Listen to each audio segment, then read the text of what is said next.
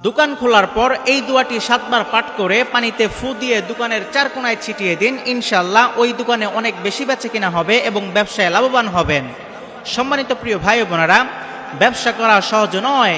সারাদিন অনেক কষ্ট করতে হয়, অনেক চিন্তা নিয়ে দোকান চালাতে হয়। কখনো বেচাকেনা ভালো হয়, আবার কখনো পুরো দিন পার হয়ে যায়, তেমন কোনো বেচাকেনা হয় না। অনেক ব্যবসায়ী আছেন সকাল থেকে রাত পর্যন্ত দোকানে বসে থাকেন, কিন্তু মন ভরে যায় দুশ্চিন্তায়। কাস্টমার আসছে না, ব্যবসায় লাভ হচ্ছে না, ঋণ কিভাবে পরিশোধ করব। একটা কথা মনে রাখবেন, রিজিকের মালিক একমাত্র আল্লাহ তাআলা।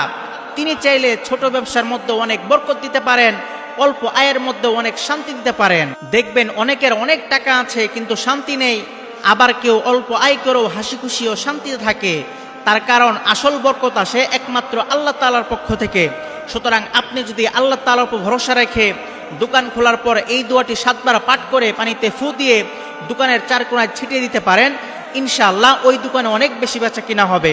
সেই দোয়াটি হলো রব্বানা ওয়ারযুকনা ওয়া আনতা খায়রুর রাযিকিন, রব্বানা ওয়ারযুকনা ওয়া আনতা খায়রুর রাযিকিন। এই ছোট্ট দোয়াটি 7 বার পাঠ করে পানিতে ফু দিয়ে দোকানের 4 কোণায় ছিটিয়ে দিন। ইনশাআল্লাহ ওই দোকানে অনেক বেশি বেচা কিনা হবে এবং ব্যবসায় লাভবান হবেন।